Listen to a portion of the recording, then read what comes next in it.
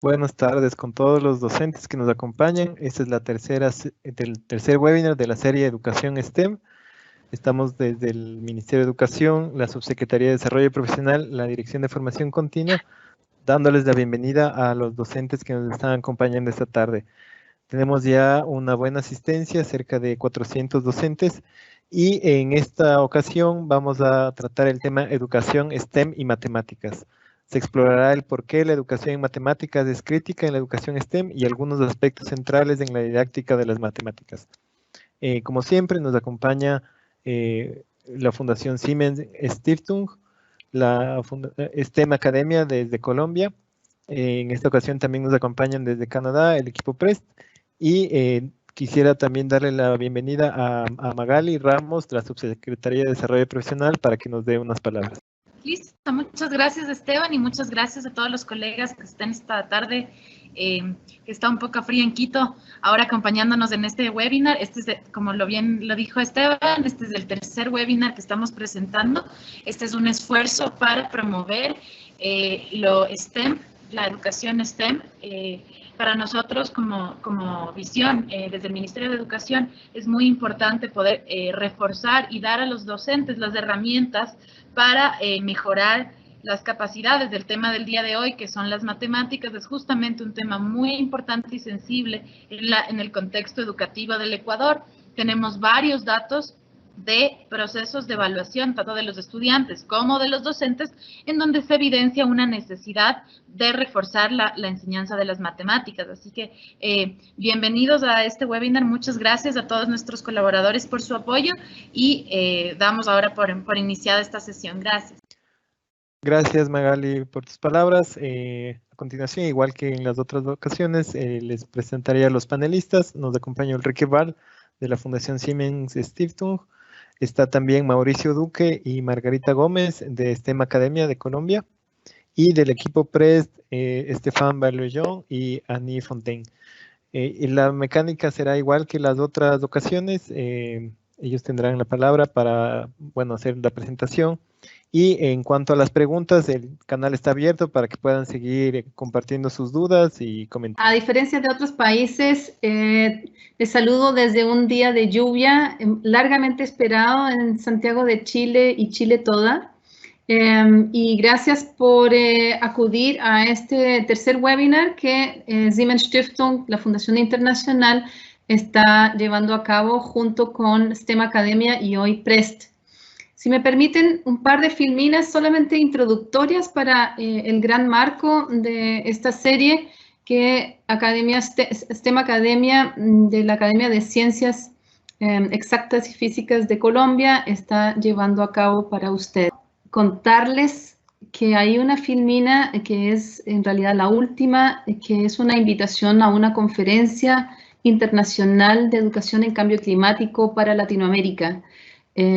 Yo quisiera que ustedes pudieran tomar atenta nota de esa información porque están todos muy cordialmente invitados y queremos pensar en conjunto y desde múltiples perspectivas y temas sobre qué significa educar en cambio climático, un tema supremamente urgente.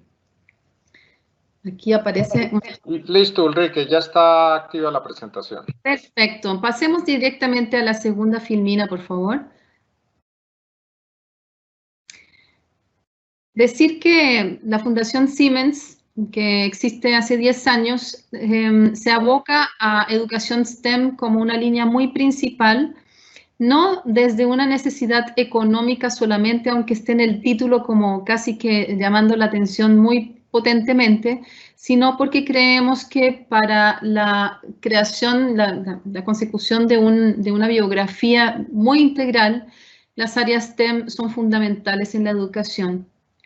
Y por tanto llamar la atención sobre las otras perspectivas que en realidad apuntan a relevar la importancia de una buena educación STEM a lo largo del desarrollo educativo escolar y más allá en las biografías de ojalá todos y todas. De modo que ver que hay una perspectiva social, de desarrollo social, de equidad, de oportunidad de participar muy importantemente, algo que se enlaza mucho con ciudadanía global, el tema del desarrollo individual con las competencias del siglo XXI que, bueno, se nombran una y otra vez, el tema de el desarrollo político también, el conseguir entender que educación STEM hace parte de una formación de capacidad crítica, de análisis, de discernir y de construir soluciones, y eso está muy enlazado con todo el tema de construir ciudadanía democrática.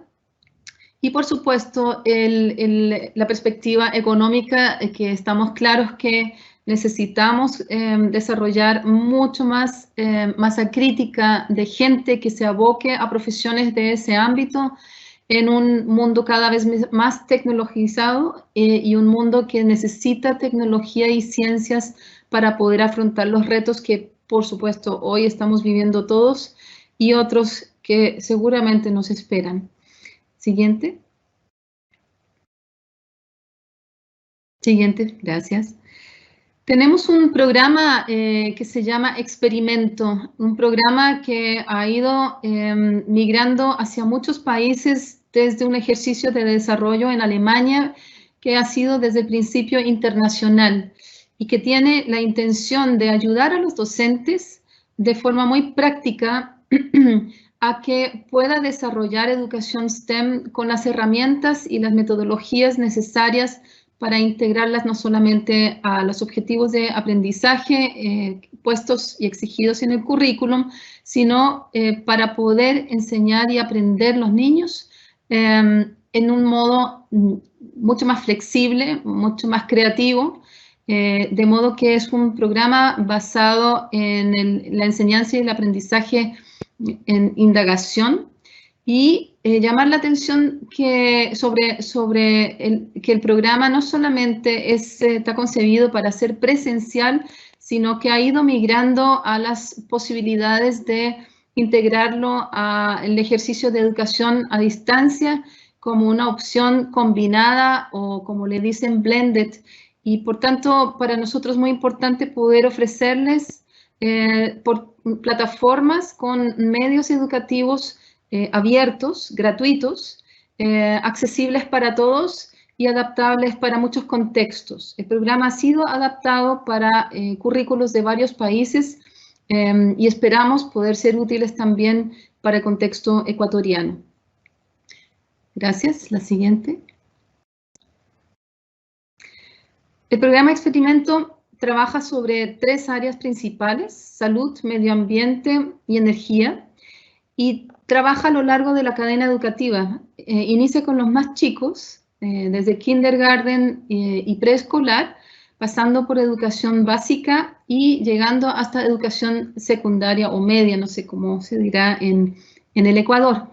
Y lo interesante es que es un proceso de aprendizaje continuo consecutivo que va afinando y va complejizando y va dimensionando las áreas STEM de una forma muy, muy práctica. Ustedes ven el ejercicio acá del ámbito de energía, que empieza muy sencillo y va yendo, digamos, hacia una consecutiva forma de aprender de forma muy práctica, vivencial y muy contextualizada con los distintos territorios y problemáticas también en que sucede educación. Siguiente.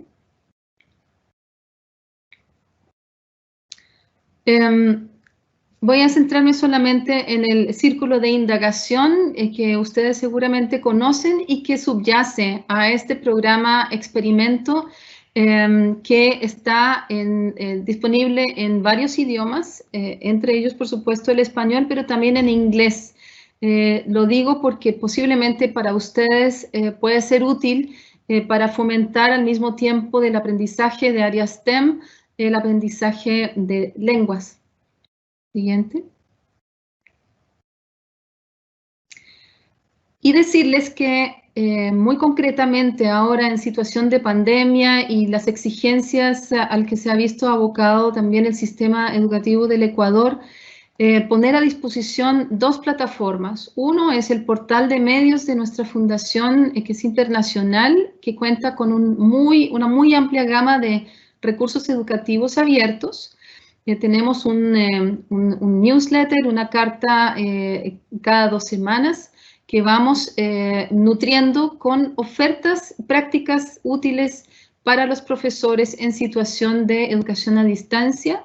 Y hemos ido creando, y esto es un proyecto que va increciendo, un centro de recursos educativos abiertos para Latinoamérica, con insumos desarrollados y ya implementados, de hecho, en muchos países de Latinoamérica, que son recursos abiertos y que les invitamos a que miren esta página porque muy probablemente encuentren ahí temas, recursos y didácticas muy útiles para poder insertar en la situación actual y también post pandemia.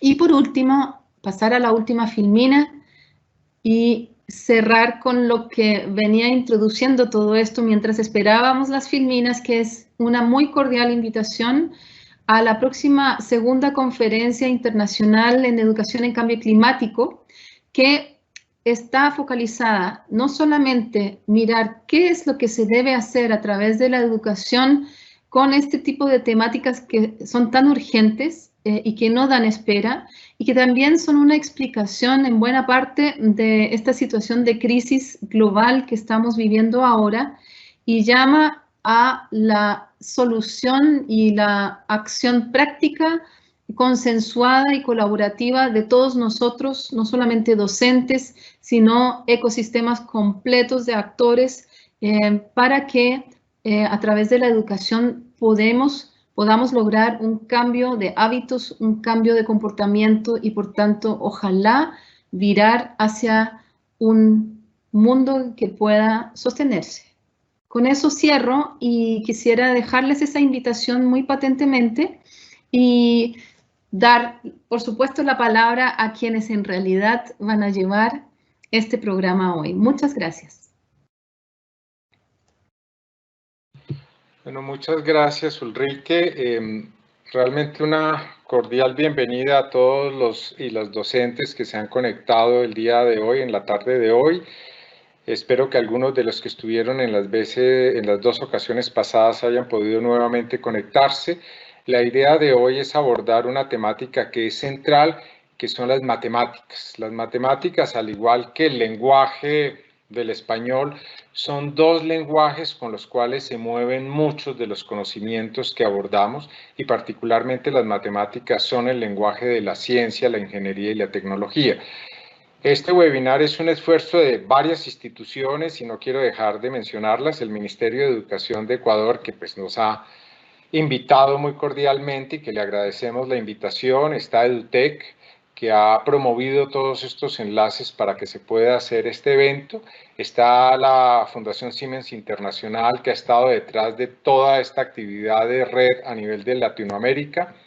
Están nuestros colegas de Canadá, de una organización sin ánimo de lucro, de una ONG que se llama PREST, que tiene su sede en Quebec y que uno de los fuertes de trabajo es justamente en la educación matemática. Y estamos nosotros, personas de STEM Academia, que es un programa de la Academia Colombiana de Ciencias.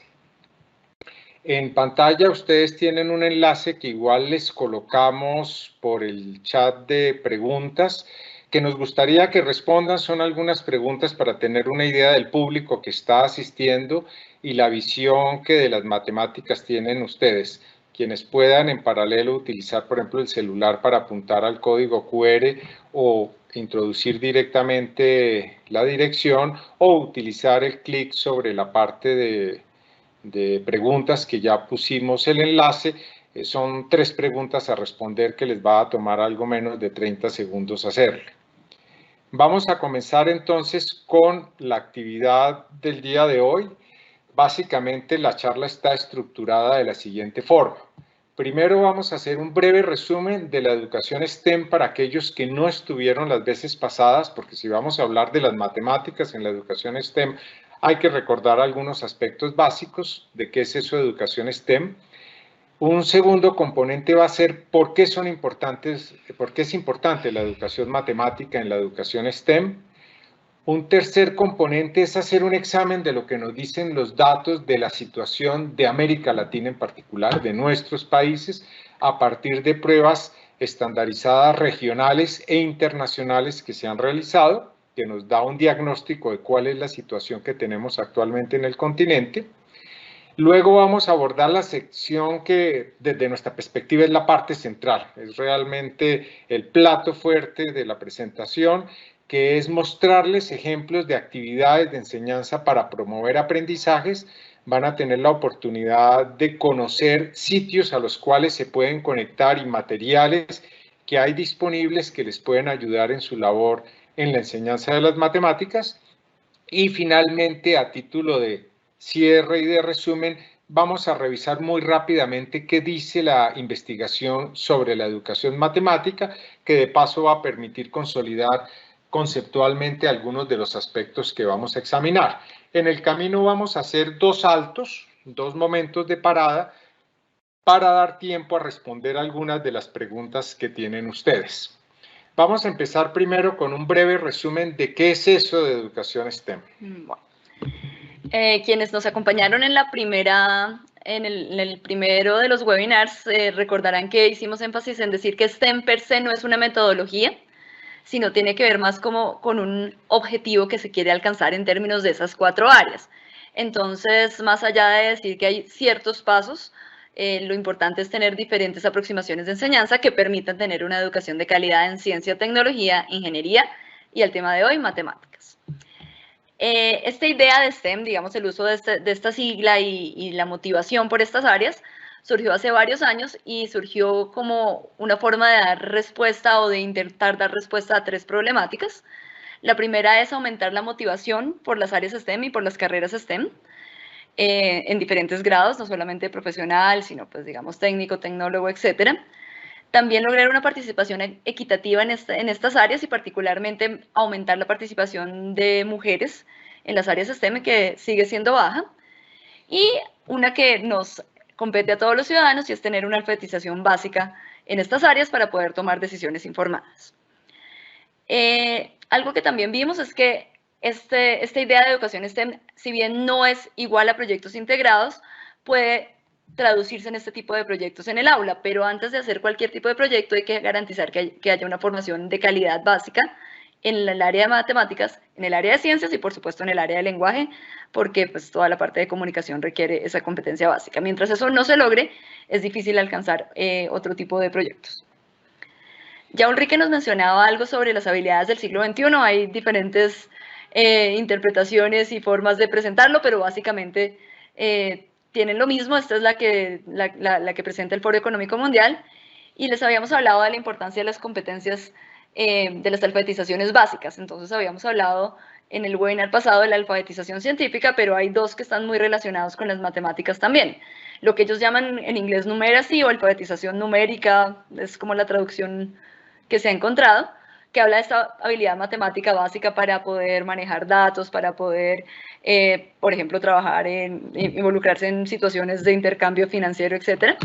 Ellos, en el Foro Económico, también proponen una alfabetización financiera que, si bien no solamente depende del conocimiento matemático, pues sin conocimiento matemático sería muy difícil tener, y se conecta con otras cosas como, por ejemplo, las competencias, que son más transversales, y una tiene que ver con el pensamiento crítico y la resolución de problemas.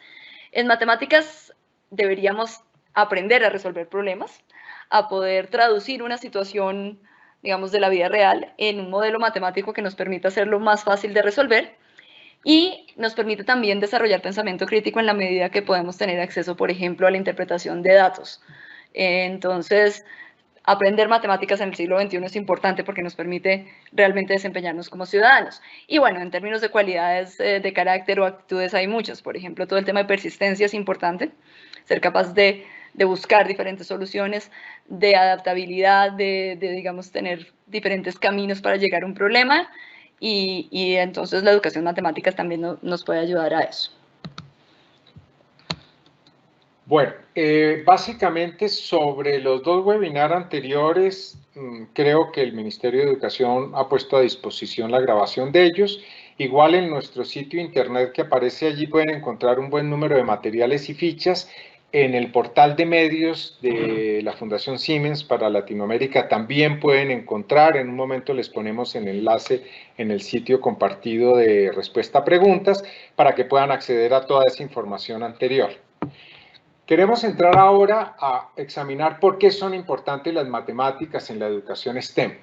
La primera cosa es que las matemáticas y las estadísticas son fundamentales para el éxito en todos los campos de estudio STEM.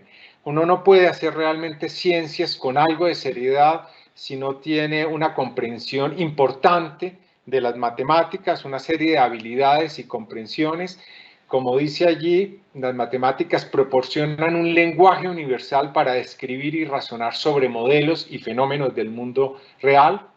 Un tema que se ha vuelto crítico y que la investigación cada vez pone más en relieve es que uno de los problemas más grandes de la educación matemática es no lograr fomentar sentido de autoeficacia positiva. Esto es, que el estudiante sienta que puede hacer matemáticas, que las puede enfrentar y que si bien pueden a veces ser difíciles, tienen las herramientas para hacerlo. Todo nuestro sistema ha ido en la dirección contraria y es en generar miedo hacia las matemáticas.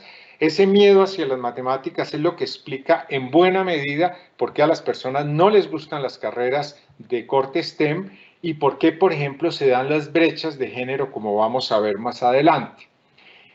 Y la forma en que se enseñan las matemáticas, como decía, puede explicar en buena parte los problemas que se han presentado y que se pretenden resolver con eso que se llama educación STEM.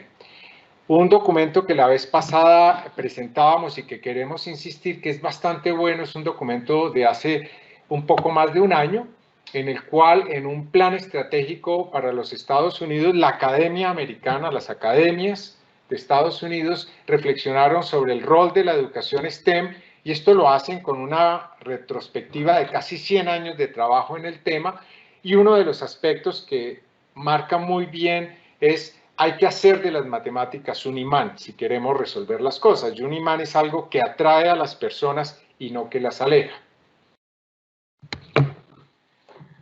Bueno, también les habíamos mencionado este documento de UNESCO de hace algunos años, unos 4 o 5 años, que pone de relieve las grandes brechas que hay respecto a la participación de mujeres en carreras STEM. Y una de las causas que analiza este documento tiene que ver con cómo se enseñan las matemáticas y las ciencias y, por ejemplo, el hecho de que no hay suficientes actividades de manipulación concreta que parece ser atraen más a las mujeres a estas áreas. Entonces, pues digamos que la forma en que enseñamos matemáticas también puede tener un efecto en que las niñas se interesen en carreras STEM. Algo que es bien importante es que también la investigación muestra que los déficits en lenguaje y las matemáticas tienen implicaciones personales y para la sociedad. Por un lado, hay una clara correlación entre un buen nivel de lenguaje y matemáticas y las posibilidades de conseguir buenos empleos. Hay una relación permanente entre las dos cosas. Una persona que tiene un buen desarrollo de comunicación y un buen desarrollo en comprensión matemática, muy probablemente va a tener en su vida empleos de mejor calidad. Un segundo aspecto es lo que se denomina el efecto Mateo, que se origina en una frase de la Biblia que en algún momento dice que al que tiene se le dará más, pero que al que no tiene se le quitará hasta el que no tiene, que es una frase bastante dura, refleja lo que pasa en la educación en lenguaje y matemáticas. Niños que despegan bien en lenguaje y matemáticas, todo se les facilita de ahí para adelante y todo les viene muy fácilmente.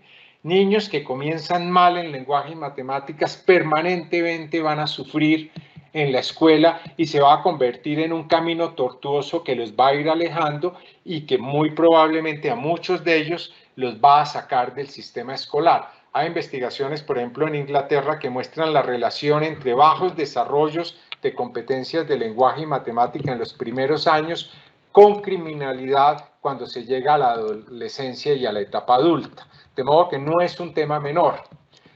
El otro tema es que los bajos desempeños promueven lo que se denominan mentalidades fijas, sentimiento de no poder. Y un estudiante que crea ese sentimiento de no poder, lo más probable es que no pueda. Es lo que se llama un poco la profecía autocumplida. Como yo decidí que no puedo, pues no voy a poder y cada momento se me va a justificar esa idea en el camino.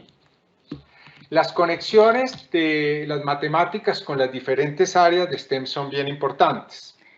En el título ven la descompuesta un poco la sigla, tenemos SMTM-EM, es decir, cómo se conectan cada una de las otras letras, es decir, de las otras disciplinas, con las matemáticas. Y acá hay solo algunos de los múltiples ejemplos que pueden encontrar. Entonces, ya hemos hablado varias diapositivas sobre la relación entre la ciencia, la tecnología, la ingeniería y las matemáticas como el lenguaje. Finalmente, si uno lee un artículo científico va a encontrar datos. Si uno ve, por ejemplo, algoritmos de programación y demás, va a encontrar matemáticas. Entonces, digamos que está en el lenguaje de estas áreas. Pero además, en términos de la enseñanza, hay muchas posibles conexiones que van a hacer que sea interesante promover las matemáticas desde diferentes campos. Por ejemplo, en ciencias naturales, que hablábamos en el webinar anterior, las matemáticas son muy importantes y es una forma de presentarle a los estudiantes las matemáticas con un uso práctico. A veces los niños dicen, bueno, ¿y esto para qué me sirve? Bueno, me sirve, por ejemplo, para medir, me sirve para representar cantidades y comparar en un experimento, etc. Entonces, eso, digamos, todo el tema de medición, clasificación y demás, puede ser una forma de potenciar la enseñanza matemática.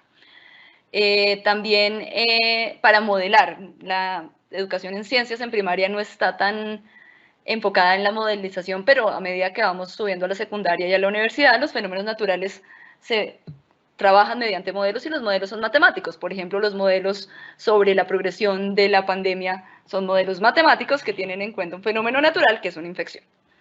Y eso es otra forma de mostrar la relación en las matemáticas. Entonces, digamos que probablemente la más transversal de todas estas cuatro letras es las matemáticas, porque sin matemáticas no se puede hacer ciencia, no se puede hacer tecnología y no se puede hacer ingeniería. Vamos a entrar ahora a revisar cuál es la situación del continente latinoamericano, en qué estamos parados en este momento. Este primer transparencia muestra los resultados de una prueba que se llama TERCE. Se han hecho varias pruebas de corte regional donde la UNESCO ha sido uno de los participantes importantes y es una prueba que básicamente se ha aplicado en países de Latinoamérica. Allí ustedes pueden observar los diferentes países. Los colores más claros representan los niveles de más bajo desempeño. Para ponerlo en términos prácticos, países como Colombia y Ecuador, que entre otras ustedes ven que son muy parecidos en desempeño, casi la mitad de los estudiantes quedan en el nivel más bajo de comprensión matemática. Y los que están en el nivel más alto, que curiosamente también Ecuador y Colombia se parecen muchísimo, es una pequeña cantidad que no llega ni siquiera al 10% de los estudiantes. El país que mejores resultados obtiene en Latinoamérica, y eso también se comprueba en las pruebas PISA, ha sido Chile, donde si ustedes miran el nivel de estudiantes que están en el punto más bajo de desempeño es inferior al 20%, cuando países como Ecuador o Colombia nos aproximamos peligrosamente al 50%, Chile es un país que aquellos estudiantes que están en el más alto nivel logra ser un poco más del 20%. La situación en general es bastante dramática. Hay algunos países como el caso, por ejemplo, de República Dominicana, que es realmente muy, muy dramático porque básicamente casi toda la población de estudiantes se encuentra en el nivel más bajo. Esta otra gráfica nos muestra ya PISA. En PISA no han participado todos los países de Latinoamérica, en particular este es 2018, donde podemos ver el desempeño de los diferentes países. Vemos el caso de República Dominicana, cuyos resultados son dramáticamente bajos, lo cual no nos quita al resto una gran responsabilidad en resultados bajos. Si ustedes miran la barra roja, es el promedio de la OECD, o sea, de los países que están dentro del acuerdo de los países desarrollados, que es un acuerdo de compartir buenas prácticas y datos fundamentalmente, y parte de lo que hacen es justamente sistematizar información educativa. Puse de referencia a los Estados Unidos, que muestra que está por debajo de la OECD, y eso lo pongo allí porque Estados Unidos es uno de los países que más invierte en el mundo por habitante, por estudiante, y sin embargo no está obteniendo los resultados coherentes con esa gran inversión que hace. Es como el tercer país en el mundo en inversión por estudiante. En Latinoamérica vemos ahí el desempeño de los diferentes países. Aquí pueden ver a Colombia. Seguramente Ecuador estaría, si hubiese participado en esta prueba en particular, participa en otra. hubiese obtenido un resultado muy similar al colombiano. Y vemos los países de más alto desempeño, donde está Singapur, Japón, y simplemente hago mención a Quebec porque pues, hoy están invitados colegas con los que estamos trabajando, y una de las razones por las cuales seleccionamos trabajar con Quebec de Canadá es porque Quebec se encuentra ubicado, si lo viésemos como país, a tercer nivel muy cerca de Japón y no muy lejos de Singapur, siendo una cultura mucho más multicultural y con algunas características menos lejanas que países como Singapur o Japón de nuestra cultura latinoamericana. Esta otra gráfica es dramática. Esto viene de un informe del BIT que tabula en cuántos años estamos por detrás de dos referentes aquí, que es Singapur, que como ya vimos está en el top, y del promedio de la OECD, que es aquella barra roja que vimos en la gráfica pasada.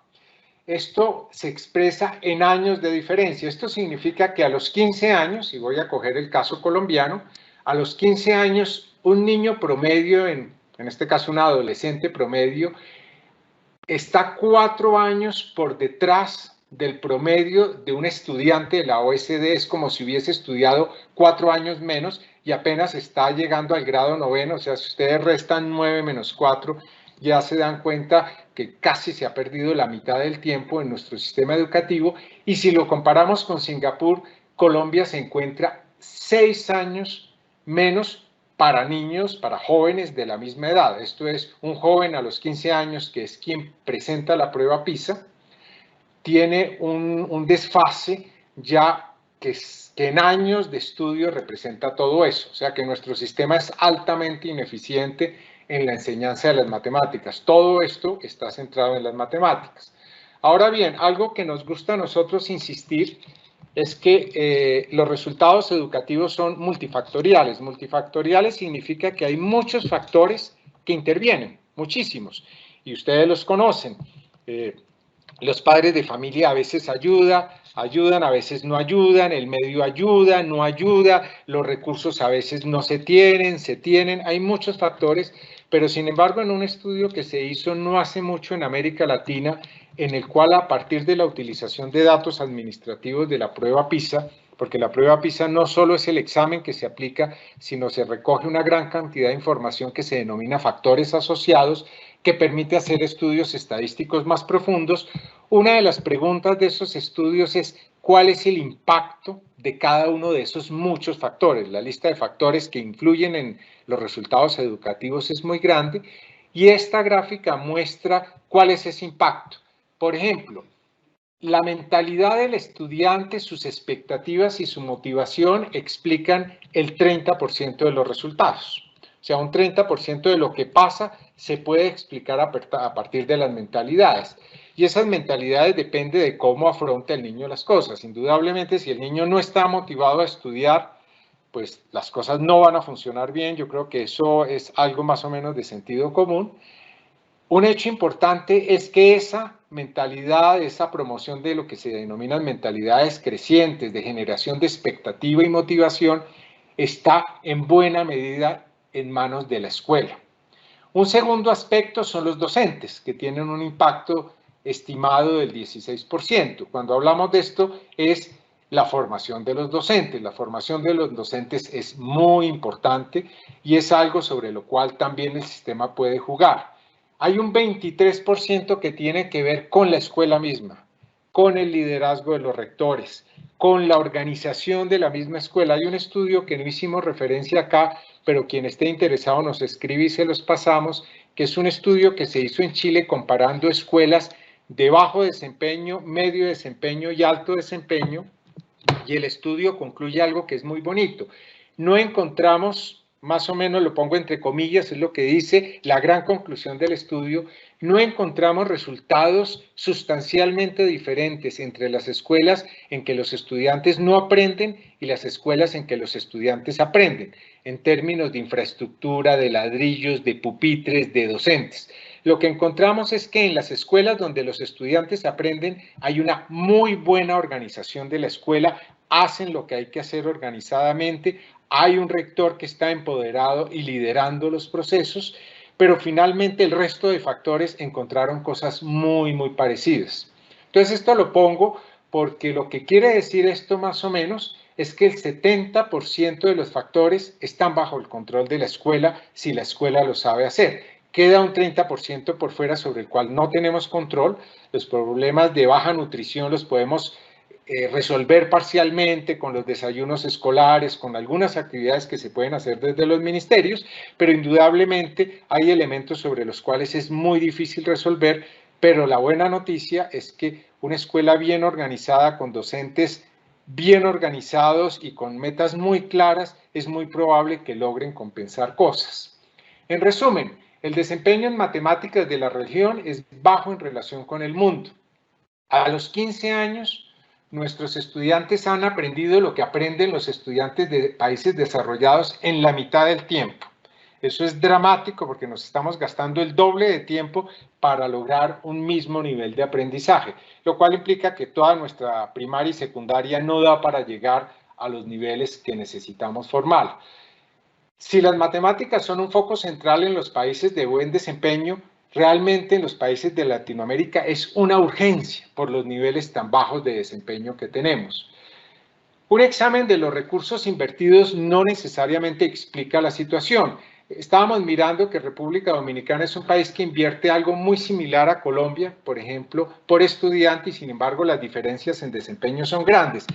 Y uno puede encontrar países, sobre todo en Europa del Este, que invierten muy similar a Colombia y que tienen resultados mucho más altos que Colombia. O sea que si bien el tema de los recursos es importante, no es el único factor y tenemos una responsabilidad muy grande con las futuras generaciones.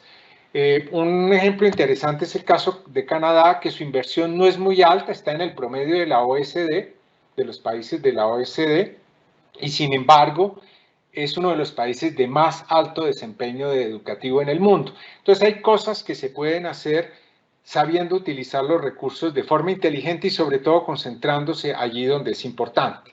En este punto vamos a hacer una breve parada para responder algunas de las preguntas que antes han llegado, para luego entrar realmente en el plato fuerte que van a ser las didácticas de enseñanza. Bueno, sobre eso, varias de las preguntas y comentarios de ustedes tienen que ver con ejemplos concretos, entonces les pedimos que esperen a que pasemos a la segunda parte, porque ahí vamos a mostrarles varios ejemplos, algunos recursos abiertos que pueden acceder y básicamente las recomendaciones sobre cuál es como la forma más apropiada y más efectiva para la enseñanza de matemáticas, especialmente en los primeros años. Nos preguntan, por ejemplo, desde qué edad o cuáles serían las estrategias. Les vamos a dar ahora algunos ejemplos desde preescolar, entonces un poquito de paciencia.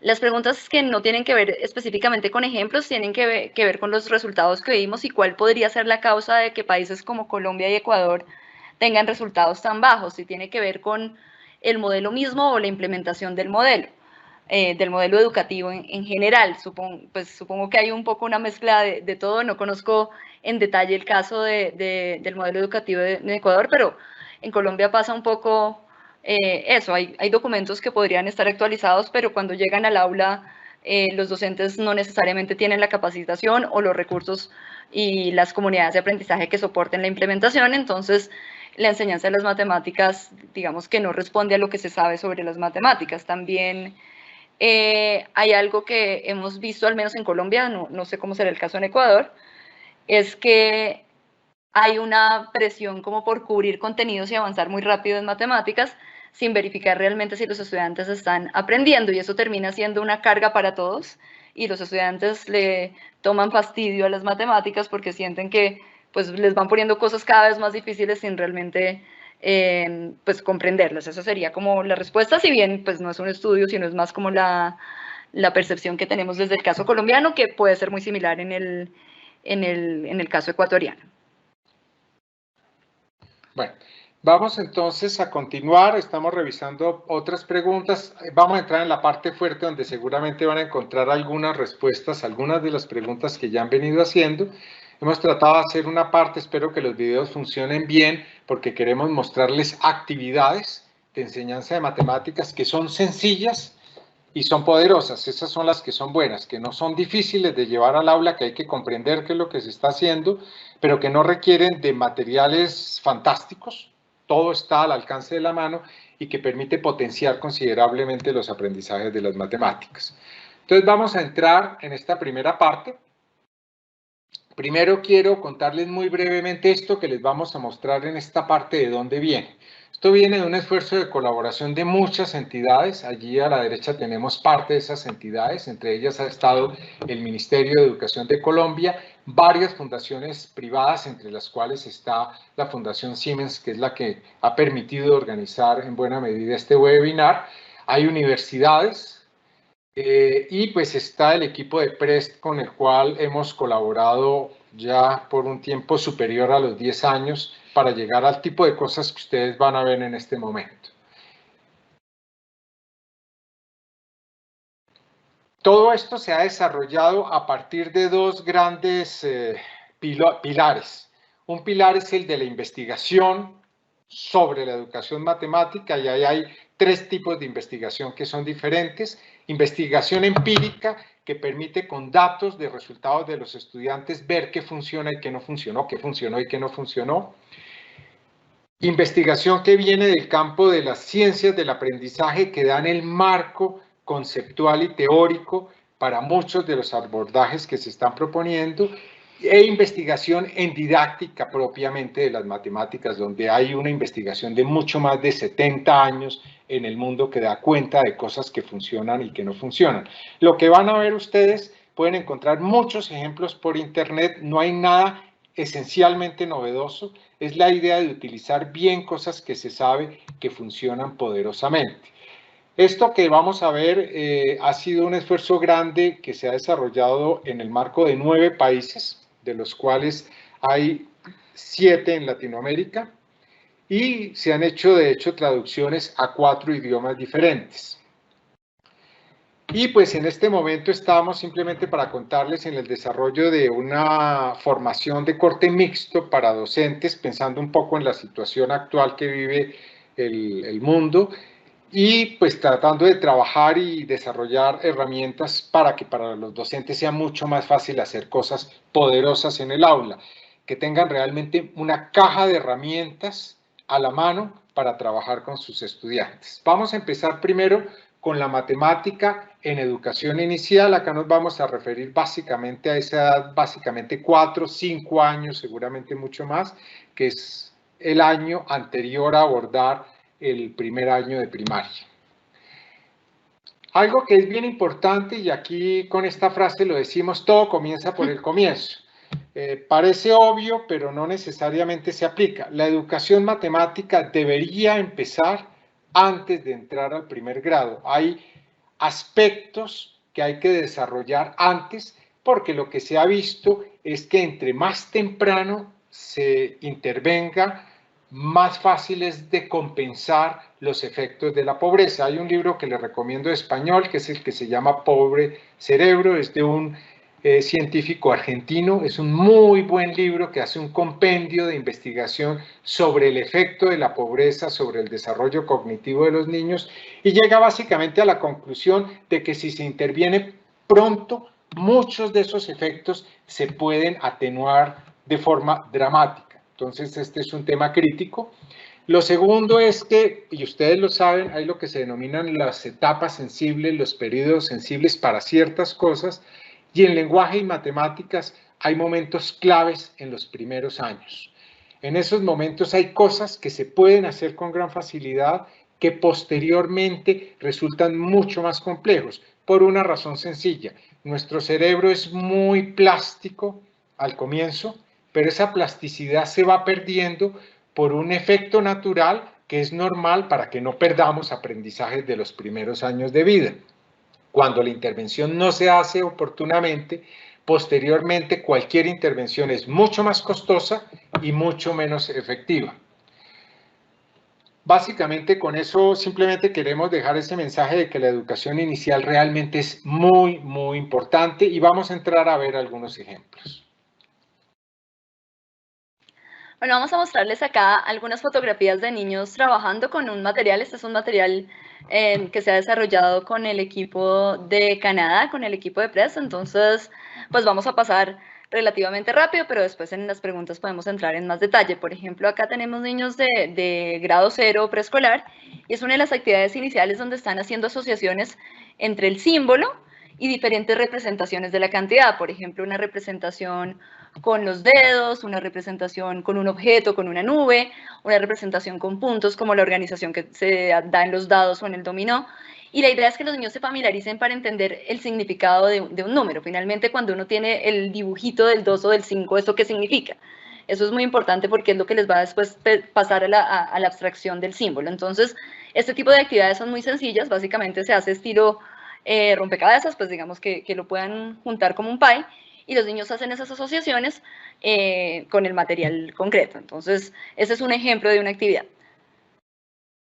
Esta es otra actividad que al menos en Colombia se hace muy poco y es lamentable porque tiene que ver con todo el tema de hacer secuencias, y empezar con secuencias no numéricas nos permite después comprender mucho más fácil las secuencias numéricas. Entonces, en este caso primero están recreando una secuencia de colores que está de una manera abstracta, digamos, con los cuadrados de colores, y ellos lo tienen que representar con el parqueadero de carritos de juguete. ¿Ibas a decir algo? No, y esto, por ejemplo, aborda un tema que se descuida mucho, y es el razonamiento espacial, la capacidad de navegar en el espacio y encontrar relaciones. La investigación ha mostrado que el desarrollo de pensamiento espacial, de razonamiento espacial, está fuertemente ligado al desarrollo de competencias matemáticas, y es en algo en lo que no se insiste mucho en los estudiantes en los primeros años. Fíjense que esto se interpreta como un juego, es una actividad que un niño puede hacer de forma autónoma y que le va a ayudar a muchos aspectos, pero en particular a toda esa parte de habilidades espaciales. Esta es otra actividad que seguramente si nos acompañan en el público, profesores de preescolar pueden reconocer, que tiene que ver con asociación. Entonces, por ejemplo, tienen asociación de color y tienen fichitas de color que tienen que asociar a los bols, a los pláticos de colores. Aquí, por ejemplo, combinamos el uso de diferentes herramientas para fortalecer toda la motricidad fina, que es la que va a permitir pues más adelante hacer como toda la escritura de números y de letras. Entonces, acá la niña, por ejemplo, está con una cuchara, en la imagen ven pinzas, todo eso ayuda a fortalecer la musculatura de las manos para poder después tomar el lápiz y hacer la escritura. También hay algo que es interesante y que pues eso es lo que hacen en Canadá y estamos empezando a implementar en algunos países de Latinoamérica, y es el fomento de la autonomía. Particularmente en estos momentos donde se está trabajando con educación remota, la autonomía es súper importante y es algo que hay que promover desde los primeros años. En este caso, si ustedes ven en la imagen, hay una hoja con los nombres de los niños y como unas caritas, unos stickers de carita feliz. La niña o el niño que haga la actividad, cuando la complete, debería levantar la manito, y si el docente, pues, digamos, le permite poner el sticker porque completó la tarea, ella misma pone el sticker para que sea claro que terminó la tarea. Entonces hay un tema de trabajar la autonomía desde los primeros años. Esta otra actividad también tiene que ver con el conteo y con la asociación, pues, del número y la cantidad, y seguimos fortaleciendo la motricidad fina, en este caso usando las pinzas de ropa. Las pinzas de ropa son una herramienta súper útil para trabajar. En cada una de las caras de la caja hay un número en un símbolo, y el niño o la niña lo que tienen que hacer es poner las pinzas según la cantidad que está indicada. Entonces, trabaja motricidad y al mismo tiempo trabaja asociación entre el símbolo y la cantidad. De nuevo es asociación símbolo y cantidad, pero en este caso entonces utilizan palitos, y si está el número 3, son 3 palitos, si está el número 6, son 6 palitos. Ustedes, supongo que a esta altura han notado que hay varias actividades asociadas a la misma habilidad, que es esa relación entre la cantidad y el número.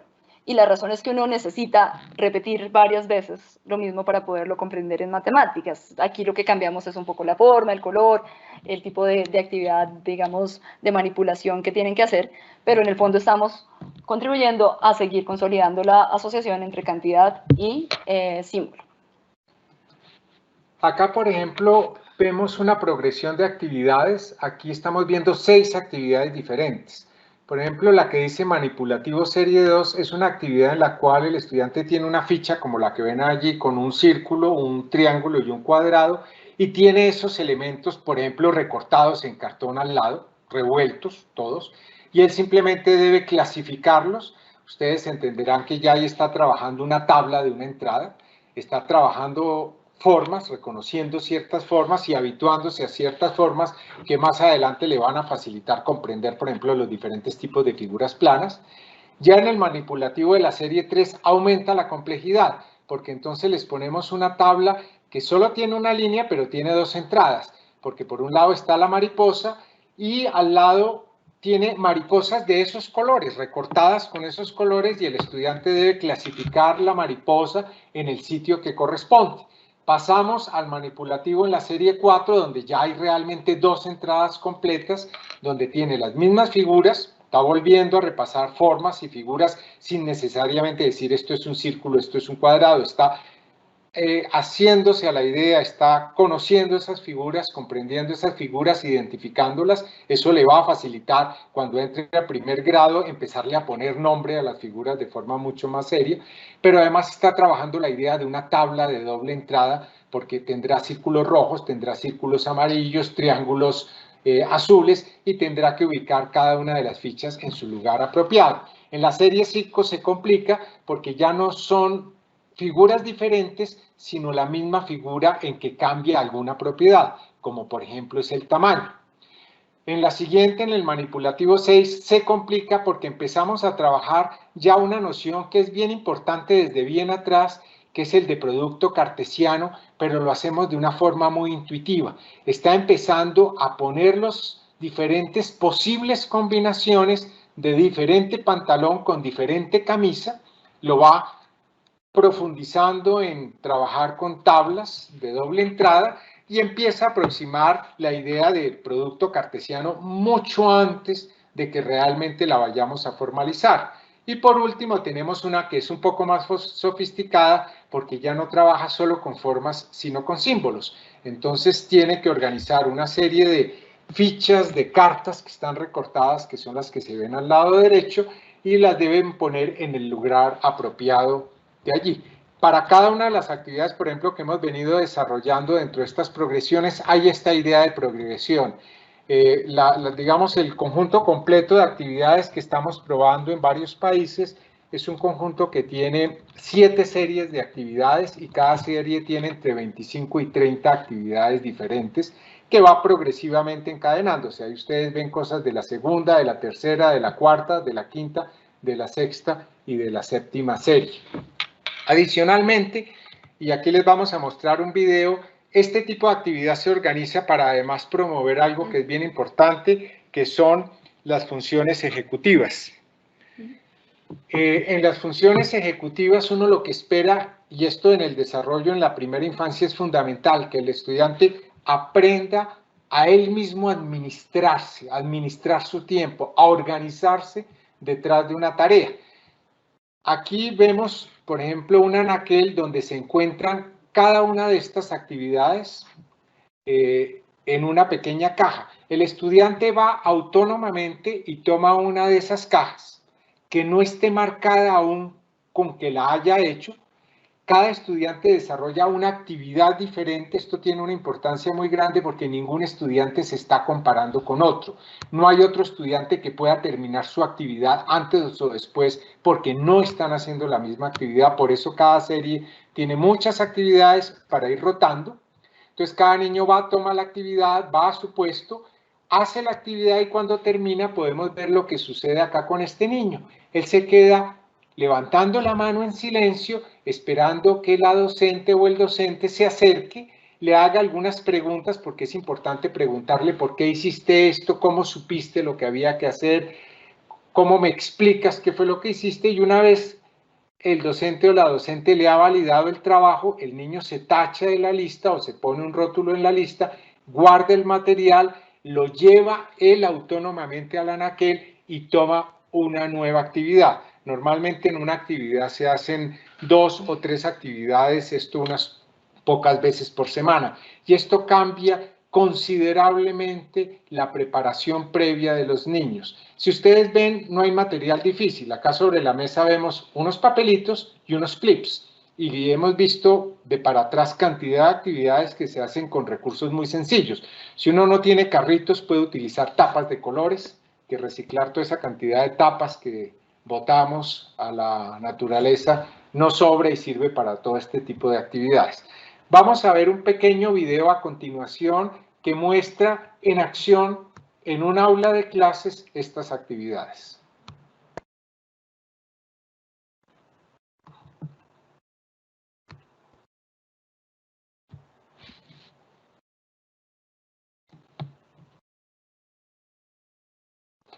Ahí ustedes pueden observar que cada niño está en su actividad, la profesora está pasando a revisar lo que está haciendo cada uno de los niños.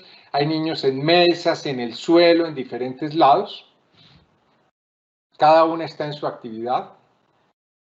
Y cuando un niño termina, tacha, que es lo que está haciendo la niña de la derecha abajo, y lleva nuevamente al sitio de elementos lo que se requiere. Algo que es bien importante es que esto genera una actitud de placer en el aprendizaje.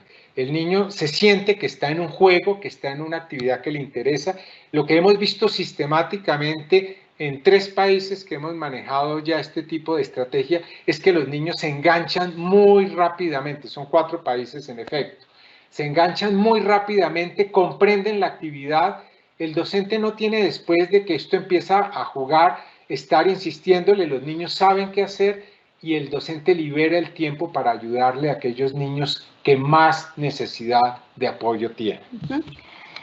Si nos acompañan docentes de preescolar acá, seguramente se ven muy reflejados en la práctica y en los ejemplos. Y algo que nosotros hemos siempre valorado de los docentes de preescolar es que son muy recursivos. Puede que no tengamos exactamente los mismos materiales, pero se pueden construir muchos materiales con tapas de gaseosa, como decía Mauricio, pintándolos, reciclando. De modo que el hecho de que los niños interactúen y manipulen no va a depender de tener acceso a material muy costoso. De hecho, en Panamá, estuvimos también trabajando en la costa de Colombia, hemos visto ejemplos donde los docentes realmente han adaptado este tipo de estrategias con materiales muy, muy sencillos para no estar dependiendo de compras y de cosas que sabemos que es complicado a veces en las escuelas. Entonces es muy importante que más allá del material mismo pensemos en el espíritu de la actividad y sepamos que podemos reemplazarlo con otras cosas que tengamos a la mano en la escuela. Simplemente a título de resumen, es importante que los niños en principio cuando salen de preescolar y llegan al primer grado, es lo que sería ideal porque eso facilita los procesos en el primer grado, es que ya tengan algo que se denomina conteo estable. ¿Podemos verificar el audio? Porque no... ¿Tenemos audio? ¿Nos escuchan bien? Sí. El tema de contar de forma estable, o sea, tener la secuencia de palabras que definen el conteo 1, 2, 3, 4 de forma estable y poder saber hacer asociación de esas palabras al momento de contar objetos, reconocer las cifras, realizar pequeños ejercicios de agregar y quitar con objetos concretos, poderle decir al niño, mira, tienes 4 dulces, si tú me das 2, ¿cuántos te quedan? Y que él pueda hacer el ejercicio concreto y darme la respuesta. No le estoy pidiendo que haga una resta con símbolos, sino que pueda ejemplificar, modelar de forma concreta el ejercicio. El hacer secuencias no numéricas, grande, pequeño, rojo, blanco, cosas de ese tipo. Armar siguiendo patrones, yo le doy un patrón y unas fichitas y él debe construir esa misma estructura. Manejo de objetos en 3D, que tiene que ver mucho con lo que habíamos visto antes, y todo el desarrollo de grafomotricidad y motricidad fina que va a ayudar. Son muchas otras cosas las que se ven, pero estos elementos son importantes para abordar la matemática en primer grado. Hay una ficha que ustedes pueden descargar del sitio de STEM Academia que se llama Determinar Cantidades. Igual esa ficha está en el compendio del PDF con toda la presentación y todo el material que les vamos a pasar. Más adelante van a tener acceso al enlace para que lo puedan bajar de una vez y esta ficha se encuentra allí que da una idea de cosas que se pueden hacer y lo que se esperaría que se logre con niños pequeños antes de entrar a primer grado. Vamos a entrar a las matemáticas en primaria y vamos a abordar solamente 2 aspectos de las matemáticas en primaria. Uno son las estructuras aditivas y vamos a tocar levemente las estructuras multiplicativas. No es lo único que se enseña, pero hay algo que hay que tener en cuenta. Las matemáticas se sustentan sobre el pensamiento aritmético. Si el pensamiento aritmético no tiene bases sólidas, el resto no lo vamos a lograr. Por ejemplo, pensamiento variacional o pensamiento aleatorio sin pensamiento aritmético no es posible. Bueno, antes de pasar a secundaria, nos preguntan en el chat cuál es el método para enseñar matemáticas en primaria, y lo mismo que va a pasar para secundaria o para primaria o para preescolar. Realmente no hablamos de un método, sino hablamos como de algunas recomendaciones para la enseñanza de las matemáticas. Entonces, más adelante vamos a ver cuáles son las recomendaciones que la investigación ha mostrado, pero no se trata de un método, es decir, no siempre son los mismos pasos, son más como unas características de esa enseñanza. Aquí vamos a entrar a ver ejemplos de primaria. Son ejemplos también con material concreto. El material concreto va cambiando en la medida que vamos aumentando en edad. Y acá, por ejemplo, los niños están trabajando con una forma de representación del sistema base 10. La primera, que es la representación de la decena, que hemos traducido al español realmente como caja de 10. En inglés es 10 frame, es como un marco que tiene 10 casillas, 5 arriba, 5 abajo, y que pues los niños empiezan a entender que si está llena son 10, y entonces ahí, por ejemplo, está representado el número 11, está de cabeza, está mirando al niño. Otra forma es representarlo utilizando una rejilla de los primeros 100 números, o sea, una forma de ver la secuencia numérica del primero los primeros 10, luego los primeros 20 y demás, hasta llegar a los primeros 100. Fíjense que este material es muy sencillo, pero es muy poderoso. Lo que se denominan las cajas de 10 permite, como vamos a ver más adelante en videos y algunas animaciones, permite modelar muchas de las actividades en estructuras aditivas iniciales para el primero y para el segundo grado, y le facilita al niño una aproximación concreta en la cual, y en esto vamos a insistir que es uno de los primeros principios, cuando Margarita decía que hay unas características o principios a tener en cuenta, hay uno primero que es fundamental y que no se les olvide. Hay que darle a los estudiantes actividades en las cuales ellos se sientan exitosos. Si ellos no se sienten exitosos, si ellos se frustran, lo más probable es que desarrollen una mentalidad negativa hacia las matemáticas, empiecen a pensar que las matemáticas son difíciles y empiecen a retirarse de las matemáticas. Ahí los perdimos. Entonces, un primer principio es, tenemos que facilitarle al estudiante ser exitoso en matemáticas. Y facilitarle al estudiante ser exitoso en las matemáticas es darle múltiples caminos y oportunidades para poder resolver los asuntos matemáticos que se les van a proponer, y las cajas de 10 es un elemento muy barato, muy fácil de construir. Ustedes ven ahí, eso está en una hoja, en este caso se sofisticó porque se metió en una cartuchera plástica que permite escribir con un marcador borrable encima, y se utilizan de fichitas ojitos de los que venden para ponerle a los muñecos, que pues se consiguen por centenas a muy bajo costo. Pero si igual no se consiguen, pueden ser, acá utilizamos a veces tapitas de estos de gaseosa, Eclipse. De hecho, creo que en la última esquina es una profesora que recortó como cartón de colores, o no recuerdo, bueno, en alguna de esas lo hicieron, en la de la mitad lo hicieron. Es decir, se puede hacer con material muy sencillo, no necesariamente hay que sofisticarlo, y creo que ese es el mensaje que queremos pasarles para que no sintamos que va a ser un limitante del material concreto, sino precisamente todo lo contrario, una oportunidad.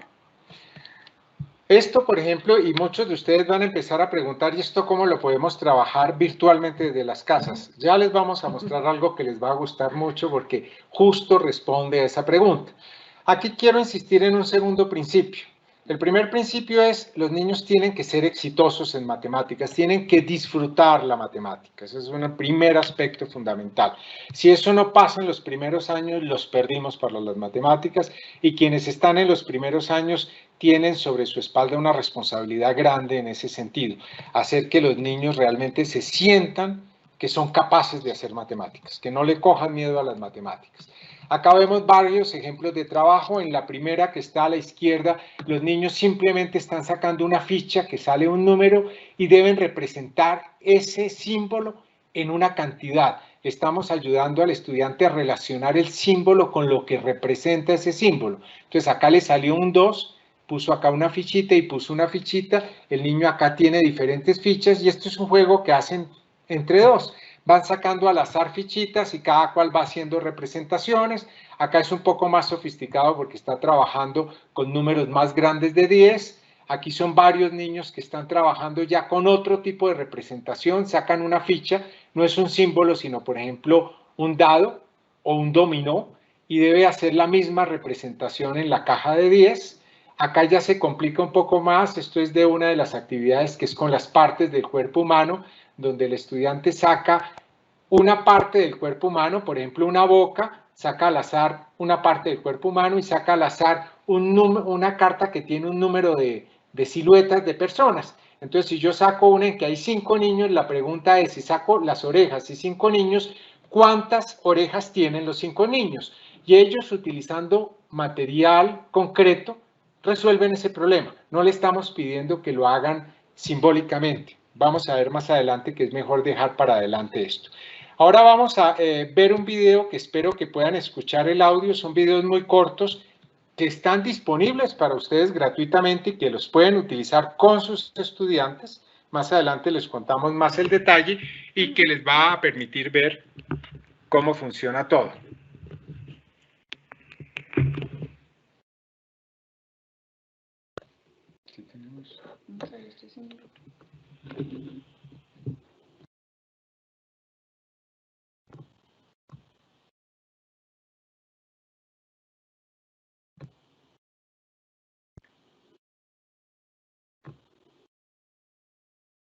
Nuestro punto de partida es la caja de 10, y en especial su primera línea, que tiene 5 casillas. Entonces, cuando una línea está completa, esta representa una cantidad de 5. Podemos llenar esta línea combinando diferentes cantidades. Por ejemplo, 4 fichas más una ficha completan una línea y por lo tanto dan una suma de 5. También podríamos leer esta suma como una ficha más 4 fichas que dan un total de 5. Varias otras combinaciones de cantidades dan un total de 5. Es tu turno de encontrarlos. Este, por ejemplo, es un video que se encuentra en una parte de enseñanza explícita de actividades que ustedes pueden suministrarle a los niños y que les explica cómo manejar las cajas de 5, y luego esto está seguido de ejercicios que pueden estar en línea o en papel que van a facilitar las cosas. Vamos a ver un segundo video a continuación que muestra no solamente cómo se puede trabajar la noción de cantidad y algunas operaciones sencillas de suma, sino que vamos a poder ver también algunos elementos que son interesantes. Es muy útil.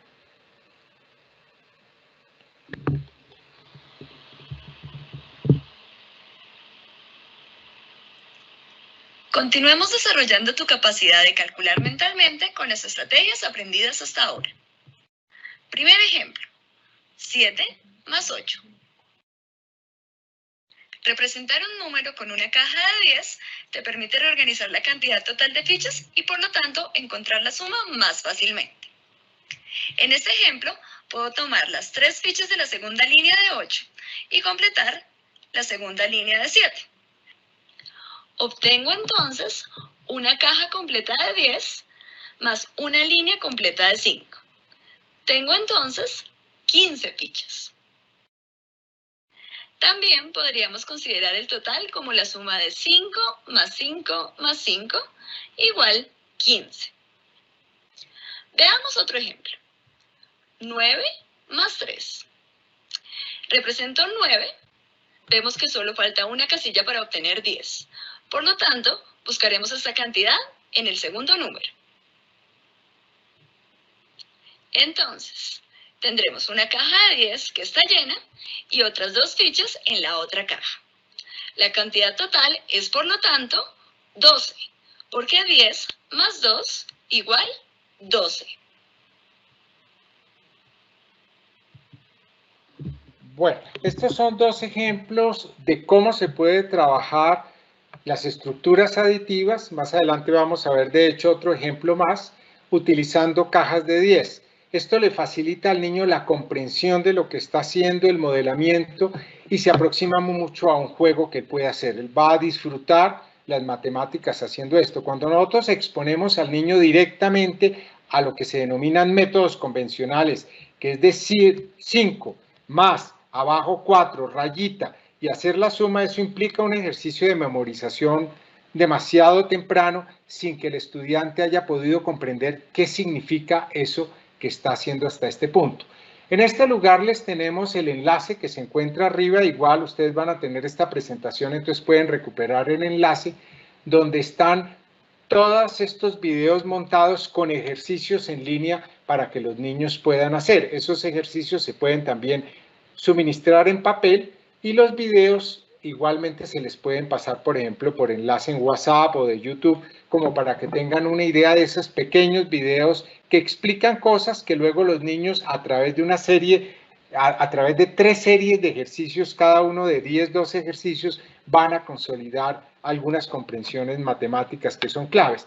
Lo utilizamos aquí también para mostrar lo que se puede hacer en clase, porque todo esto es posible y deseable hacerlo en clase. Entonces, a partir de los ejemplos que acabamos de ver, sale una de las primeras recomendaciones que la investigación muestra sobre cómo enseñar matemáticas, al menos en la primaria, pero también en la secundaria. Simplemente cambia un poco el tipo de objetos que se utilizan. Y es usar manipulativos, es decir, manipulación de objetos concretos, fichitas, pastas como hay ahí, fideos o clips o lo que sea, pero utilizar manipulativos y diferentes representaciones, es decir, 5 no solamente es el símbolo del 5, pero son 5 figuritas, o es una fila completa de una caja de 10, o es la cara que muestra el número 5 en el dado, es decir, mostrar diferentes representaciones. Entonces es muy importante decir, los objetos físicos hacen falta, y si bien ahora pues nos estamos enfrentando a hacerlo a manera remota y por eso les presentamos los videos, pues cuando volvamos a las aulas va a ser interesante que puedan tener acceso a objetos físicos sencillos, como tenemos ahí cajas de huevos, se pueden utilizar. También la investigación muestra que no es tener el manipulativo el que hace la diferencia, sino usarlo bien, como cualquier tipo de recurso en la educación. Y es importante que los estudiantes tengan diferentes representaciones de un objeto o proceso matemático. Vamos a ver más adelante ejemplos con las operaciones. Una operación puede significar muchas cosas de la misma manera que un número puede significar muchas cosas, y esto es particularmente válido también en la secundaria, que hay algunos profesores que nos han venido preguntando eso, cómo se puede llevar a la educación secundaria. En la medida que nosotros tenemos diferentes formas de representar, por ejemplo, fracciones o de representar procesos como la factorización, pues tendremos mejor comprensión. Es muy importante que cuando enseñemos un objeto o un proceso matemático no nos limitemos a una única representación de esa, porque pues puede ser que a nosotros nos haga sentido, pero realmente solo comprendemos algo cuando tenemos sus diferentes representaciones. Y algo que es muy importante, y pues es importante en todos los grados, pero en primaria va a ser muy útil para ustedes como docentes, es que a partir de la representación promuevan lo que se llama como diálogo matemático, es decir, que los estudiantes puedan explicar por qué utilizan un manipulativo de una u otra manera. Eso al comienzo a los niños les cuesta mucho trabajo porque no tienen las palabras para explicar por qué hicieron algo, pero en la medida en que lo vayan haciendo y que vayan mejorando su vocabulario, eso también les ayuda a mejorar su comprensión. Es muy importante poder verbalizar lo que uno está pensando, hacer como bien visible el razonamiento, y el manipulativo es un buen ejemplo como para disparar eso en los estudiantes. Entonces, digamos que si bien no es un método, porque les repito, no hay métodos, hay recomendaciones, la primera sería esta: siempre intenten que antes de empezar con un proceso, trabajen con manipulación de objetos concretos, y eso para preescolar y primaria es válido para todos los aprendizajes que se busquen. Bueno, esta otra lámina es bien importante porque da una idea de la progresión que hay que tratar de respetar.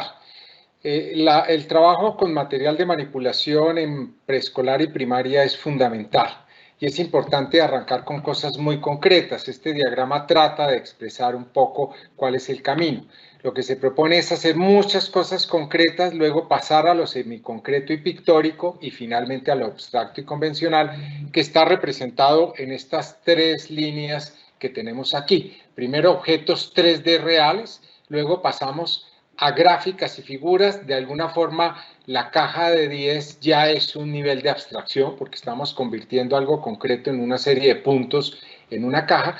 Y si ustedes miran esta línea de abajo, esta es muy importante porque primero se trabaja con expresiones horizontales y lo último que se hace es pasar a lo que se denominan métodos convencionales. En toda esta parte estamos trabajando con algo que se denomina los métodos o las estrategias personales. Cada niño busca cómo lograr resolverlo y recuerden, el primer paso es lograr que los niños puedan hacerlo y luego lentamente les vamos ayudando a que vayan hacia los métodos convencionales que indudablemente son mucho más eficaces, pero una vez se ha comprendido qué es lo que estamos haciendo con los métodos convencionales. Acá simplemente un ejemplo de lo que habíamos hablado sobre las diferentes representaciones. Este es un ejemplo de la suma. No vamos a entrar en los detalles, pero digamos, en la literatura sobre didáctica y las matemáticas van a encontrar varios ejemplos. Y es decir, cuando hablamos de la suma puede significar muchas cosas. Puede significar aumentar, puede significar reunir, puede significar avanzar, comparar, igualar. Y hay que entender esos significados y, digamos, modelar con material concreto situaciones en las que aumentamos, en las que unimos, en las que avanzamos, etcétera, porque eso nos permite entender que en todos esos casos lo que estamos haciendo es una suma y más adelante cuando trabajemos con problemas va a ser mucho más fácil entender qué operación es la que se está buscando. Acá les vamos a presentar un tipo de ejercicio que al menos en el caso colombiano hemos encontrado que casi no se da y que es un ejercicio bien importante. Y son situaciones que son ejercicios porque no son problemas, son ejercicios porque tienen solución única, entre otras, pero que son ejercicios del tipo que normalmente no se hace, y se los pongo aquí. Pedro tiene cierto número de pelotas, regala 5 pelotas a María, le quedan 6, ¿cuántas tenía antes? Este tipo de situación a los estudiantes les cuesta mucho trabajo y en las pruebas que hemos hecho en Colombia, incluso estudiantes de tercero o cuarto grado no son capaces de resolver un problema de este tipo porque nunca se les ha trabajado este tipo de actividad. Entonces, una de las primeras cosas que se trabaja con ellos es cómo transformar un texto en una expresión matemática. En este caso tenemos, no sabemos cuántas pelotas tenía Pedro, él le dio 5 a María, o sea, ya tiene 5 menos, le quedaron 6, ¿cuántas tenía al comienzo? Y esto es bien importante porque acostumbramos mal a los niños a que el signo de igualdad no es una equivalencia entre dos partes de una expresión, sino un lugar para poner un resultado. Y esto es el inicio, los precursores del pensamiento algebraico más adelante. Ahora, esto se puede trabajar con niños de primer grado. ¿Cómo? Pues sencillamente con cajas de 10 y uno modela la situación en la caja de 10. Actualmente tengo 6 pelotas, soy Pedro y tengo 6 pelotas. Sin embargo, le di 5 a María, que las pongo allí. ¿Cuántas tenía antes? Pues tenía 11. Es una actividad que es muy fácil de realizar con los niños, que le permite al niño resolver este tipo de problemas, primero de forma concreta, modelando la situación, jugando a la situación, haciendo la obra de teatro de la situación. A ver, tengo ahora 6, pero tú me diste 5, devuélvemelas a ver cuánto tenía. Eso le permite al niño comprender el sentido y significado de este tipo de operaciones. Y esto lo pongo como un ejemplo porque son actividades muy sencillas y muy poderosas a realizar. Otra de las recomendaciones sobre la enseñanza de las matemáticas es una recomendación que para muchos de ustedes parece obvia, pero en la práctica a veces no pasa y es, digamos, progresar en la medida que los estudiantes van logrando las comprensiones e ir andamiando, esa es una traducción que se hace del inglés, a medida que van logrando lo que tienen que lograr. Entonces, vamos poco a poco. Aquí es un buen ejemplo de cómo se va andamiando y se va construyendo poco a poco, escalón a escalón, el proceso de suma y resta convencional. Entonces, empieza en preescolar con un conteo sencillo. Si uno no sabe contar bien, si no sabe enumerar, si no asocia cada una de las palabras del conteo a una cantidad, digamos que va a ser muy difícil después. Después de que hace eso, tiene que empezar a entender el sistema de numeración base de 10 y una forma de hacerlo es en estas cajas que les mostrábamos antes. Luego de que ya domino el 10, digamos, debería poder entonces trabajar con varios grupos de 10 o de 10, como a veces les dicen en Latinoamérica, y ya puedo trabajar con números como 20, 30, etc. Luego puedo utilizar representaciones de ese número. Entonces, en lugar de tener 10 cajitas de 10, puedo utilizar un cuadrado que tiene 100 cuadritos. Es una forma de tener un material concreto. Ya no tengo 100 fichas porque eso sería muy difícil de manejar, sino una forma de representarlo. Y puedo organizar, puedo, por ejemplo, componer y descomponer esas decenas, esas centenas en decenas, esas decenas en unidades, lo que me va a permitir, por ejemplo, hacer lo que nosotros conocimos como sumas y restas llevando y prestando, que realmente son sumas con intercambios. Entonces entiendo el valor posicional y puedo, ahí sí, trabajar en sumas y restas convencionales. El problema es si yo no verifico el paso anterior y ya quiero que pasen al último paso, que es sumas y restas convencionales, que al menos en Colombia pasa mucho. Entonces les dejan un montón de sumas a los niños, o los papás están preocupados porque mi niño todavía no está sumando convencionalmente, pero resulta que no ha logrado los pasos anteriores. No, y esto es crítico porque en muchas escuelas en Colombia nos hemos encontrado que al final del primer grado los docentes esperan que los estudiantes estén sumando y restando convencionalmente, llevando y trayendo hasta 1000 sin mayores problemas, y lo ven como un gran éxito que los estudiantes lo logren hacer. En el mejor de los casos, algunos estudiantes lo logran porque memorizan el proceso. Los estudiantes no son brutos, lo hacen, pero no entienden lo que están haciendo. Y el resultado final fue la diapositiva que vimos al comienzo, es que a los 15 años, estos mismos estudiantes a los cuales los presionamos para llegar a los métodos convencionales, no son capaces de hacer lo que haría un estudiante de sexto, séptimo grado en un país donde la educación matemática funciona mejor. Entonces, aquí un poco es ese dicho de que de la carrera solo queda el cansancio, del afán solo queda el cansancio. Eso es muy cierto en matemáticas, y en matemáticas es bien importante ir consolidando con todos los estudiantes paso a paso cada una de las actividades. Este gráfico lo van a encontrar en unas fichas que les vamos a dar. Igual hay otras fichas que dan la progresión para otro tipo de habilidades matemáticas. Bueno, la tercera recomendación, y que tiene que ver bastante con cómo nos va en pruebas estandarizadas, tiene que ver con la resolución de problemas. Al menos en mi caso, no sé cómo será el caso de ustedes, a mí nunca me enseñaron estrategias explícitas para resolver problemas, y un poco siento que se asumió que porque sabía las operaciones, por ejemplo, podía resolver un problema que involucrara la suma o la resta o la multiplicación o la división. Y lo cierto es que no es tan natural. Uno necesita estrategias concretas de resolución de problemas, de cómo comprenderlo, de cómo organizarlo, de cómo validar diferentes soluciones. Entonces acá simplemente un ejemplo. Este ejemplo es uno de las situaciones problema que trabajamos en el material que se desarrolló con el equipo de Canadá, y es una situación problema para primero de primaria. Entonces, pues nada, no la voy a leer en detalle, pero la historia cuenta la historia de un monstruo que come letras y que llega al salón, y los niños llegan al salón y resulta que el monstruo se comió todas las vocales de las letras de los nombres de los niños.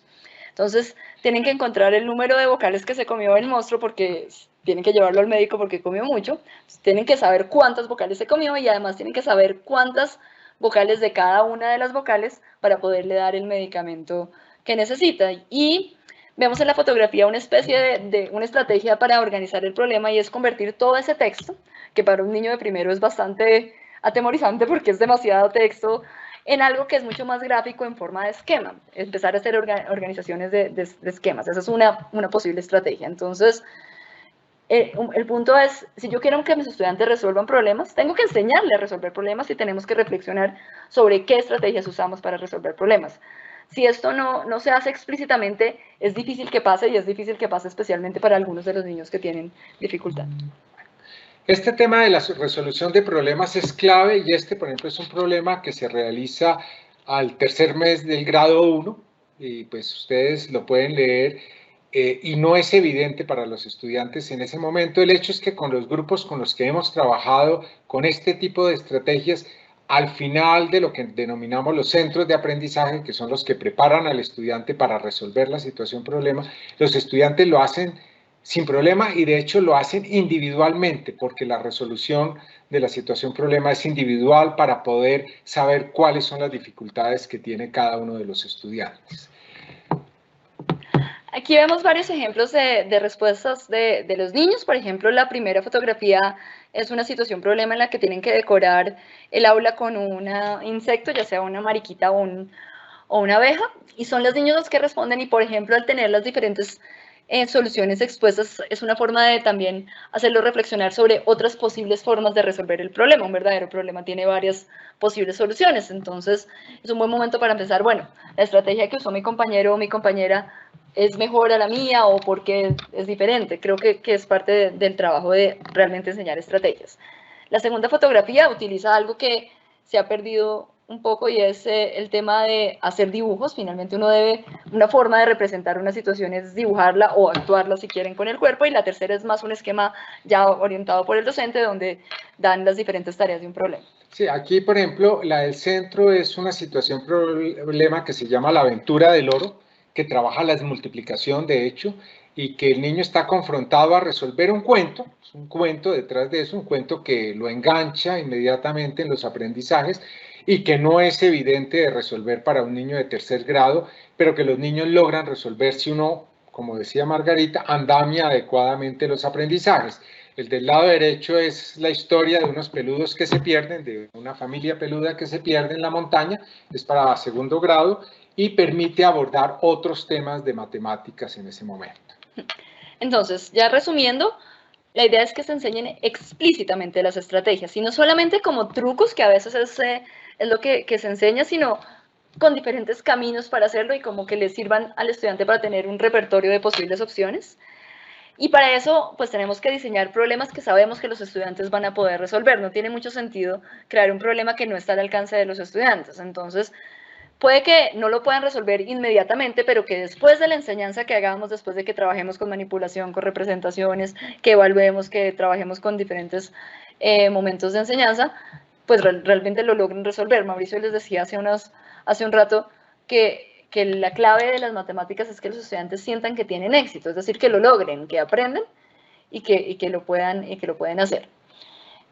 También es importante enseñar que hay diferentes formas de abordar un problema y diferentes enfoques, y pedirle a los niños que monitoreen y comuniquen su proceso. Eso tiene mucho que ver con los procesos de metacognición y autorregulación, que particularmente para el trabajo remoto son súper importantes. Si los niños no saben autorregularse, si no son capaces de planear y monitorear su propio aprendizaje, pues probablemente el esfuerzo que estamos haciendo muchos en la enseñanza remota va a ser un poco infructuoso. Vamos a pasar ahora a un tema que a los niños les cuesta bastante trabajo, y es ese tema de traer o llevar, no sé cómo lo llaman, o prestar, o cuando les sobra a uno decenas para pasar más adelante o centenas para pasar más adelante, o no logro tener en las unidades lo que necesito y necesito recuperar de las decenas y centenas cosas.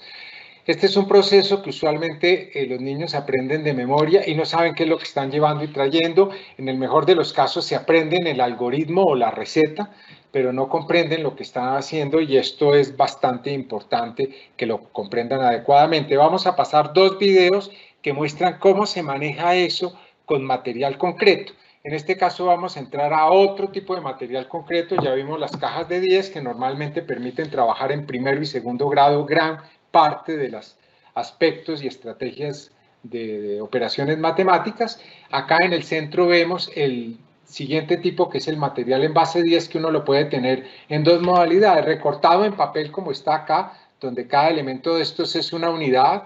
Estas barras son las decenas, que contienen 10 unidades igualitas. Están las centenas, y de hecho pues hay el cubo, que es el de 1000, o esta niña que está trabajando acá, que está trabajando con material 3D concreto y no simplemente pictórico. Vamos a ver entonces 2 videos que nos muestran cómo con estos materiales se puede fortalecer. Y queremos insistir en esto.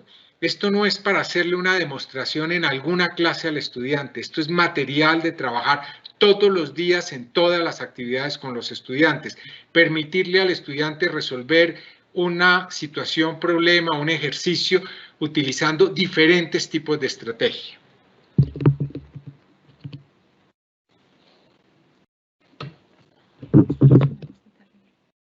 Este video se ocupa del cálculo mental de cajas de 10, también llamadas decenas. De hecho, una caja de 10 se puede representar con una barra de 10 bloques. Esta barra de 10 representa la misma cantidad que una caja de 10 y se llama decena. Cuando combinamos barras de 10, contamos en saltos de 10.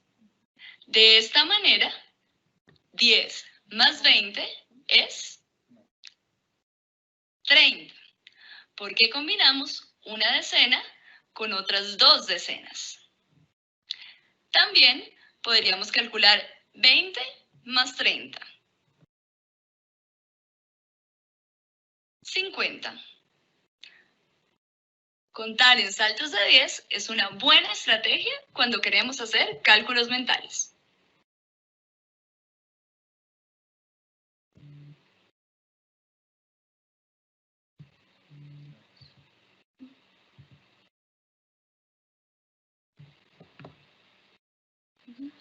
Para ayudarte, te sugiero que agrupes las cantidades en paquetes de 10 o en paquetes de 5. Y así podrás calcular mentalmente de forma más fácil.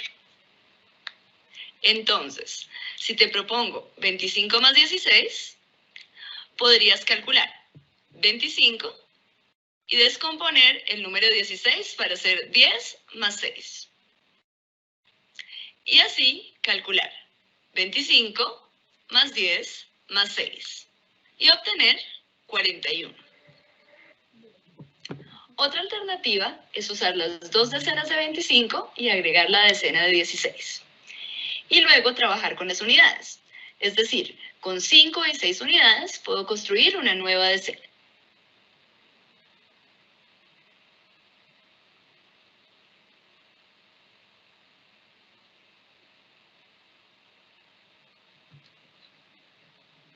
Haciendo 5 más 5 y luego contar 20 más 10 más 10 más 1 igual 41.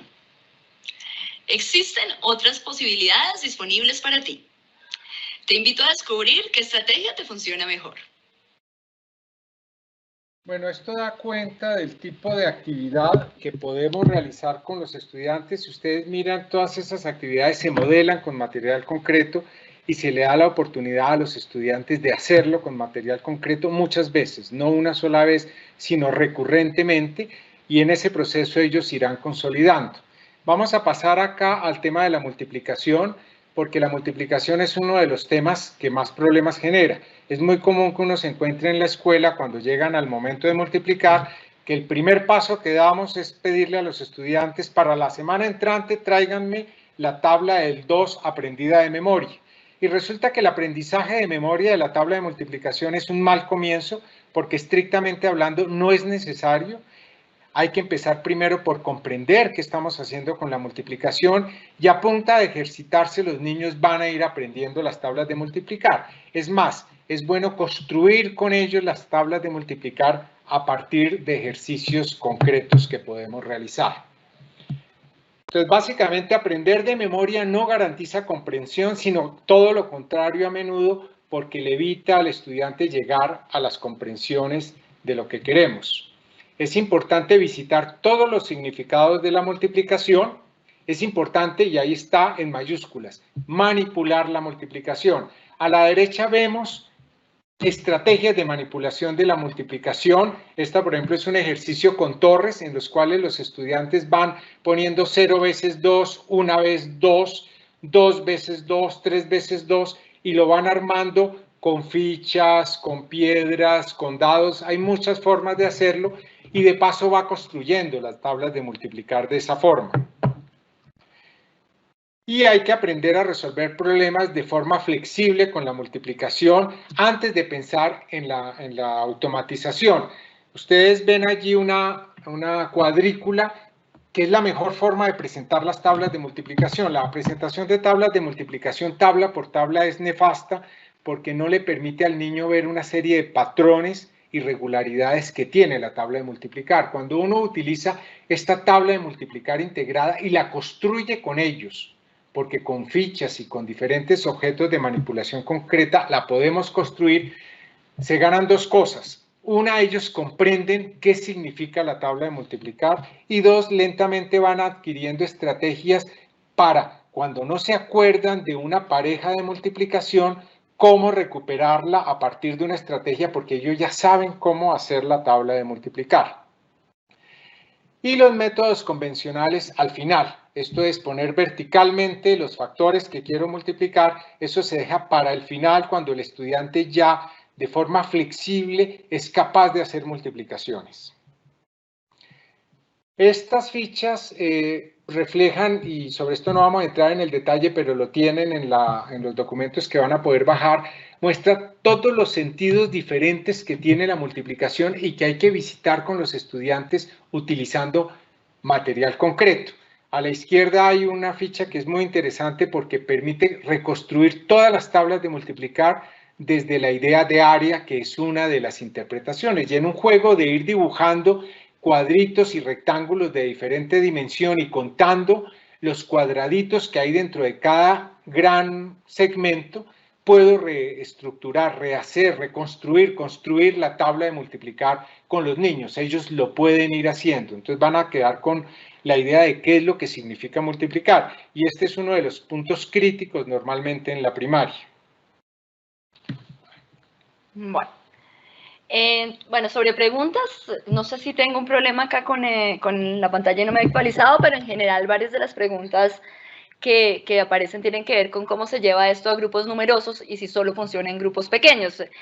Eso es algo que pues a veces sentimos que es muy retador cuando tenemos grupos grandes, pero lo cierto es que en los pilotos que se han hecho en Latinoamérica, pues son los grupos promedio de Latinoamérica, es decir, grupos bastante numerosos para zonas urbanas.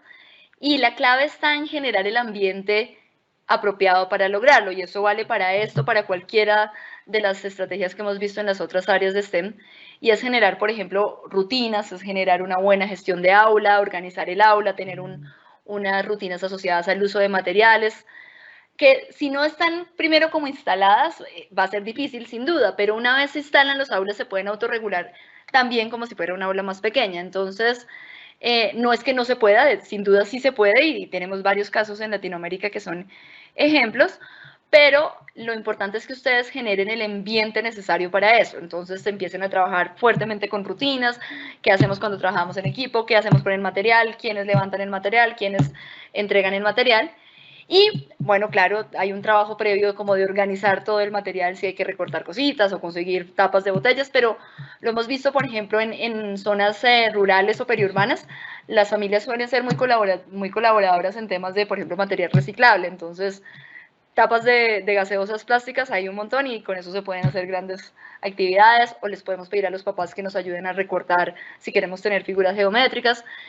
Digamos, como cualquier cosa que si uno quiere que funcione bien, pues hay que dedicarle tiempo a prepararla, pero la cantidad de estudiantes en el aula no es un factor realmente limitante si uno genera el espacio apropiado. También nos habían hecho preguntas sobre, que es algo que ha aparecido en varios de los webinarios, cómo se lleva esto a la educación rural. En este caso, al menos en el de las matemáticas, es igual. Van a ver que los problemas no tienen que ser contextualizados, pueden ser problemas imaginarios, incluso fantásticos, como el del monstruo come letras o de la aventura del oro que les mencionábamos.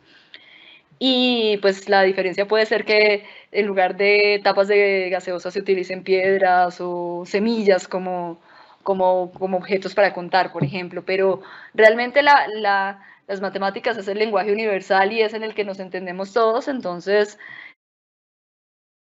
las aulas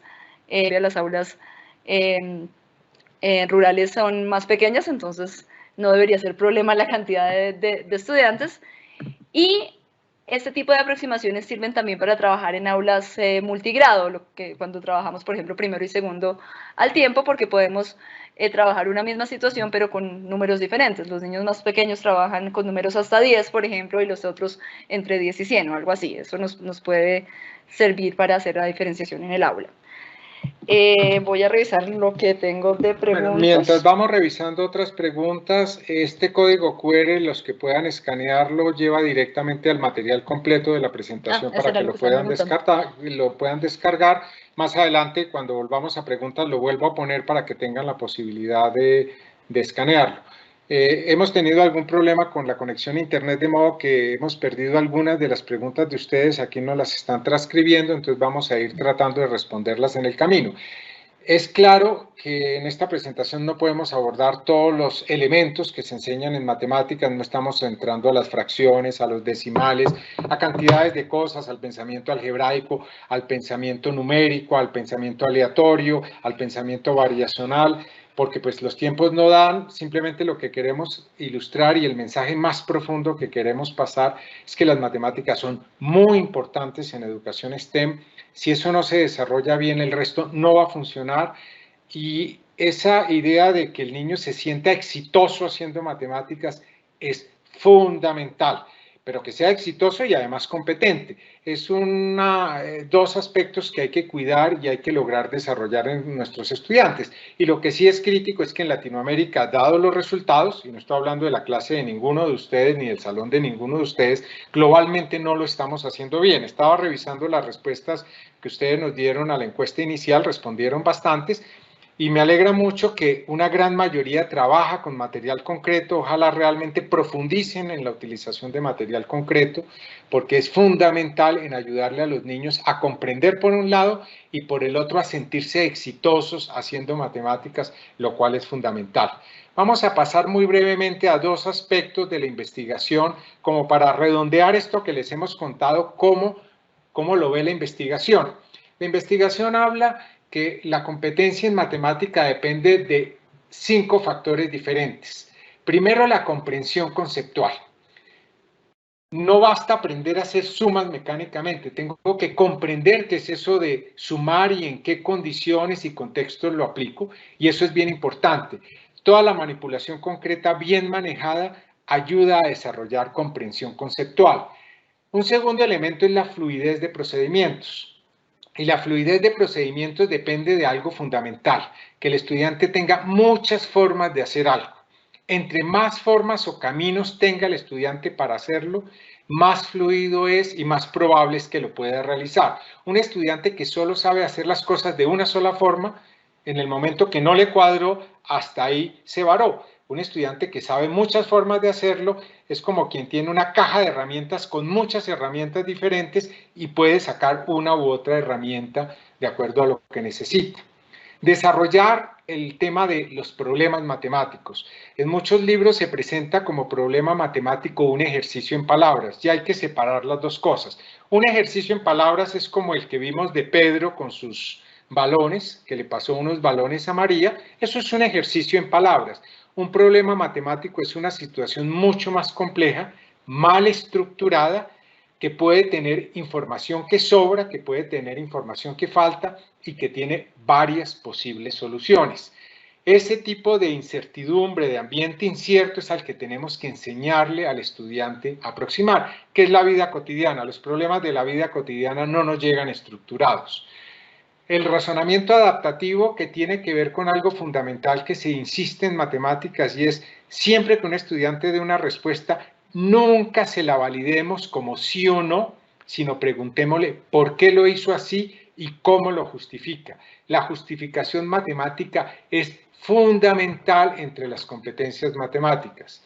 Y la disposición productiva, que es ese sentido de autoeficacia. El estudiante tiene que sentirse capaz de hacer matemáticas y exitoso en matemáticas. Fíjense que tenemos que trabajar estos 5 aspectos en todo momento simultáneamente. La cuerda de la derecha es como una analogía, esto se va entrelazando a medida que vamos avanzando.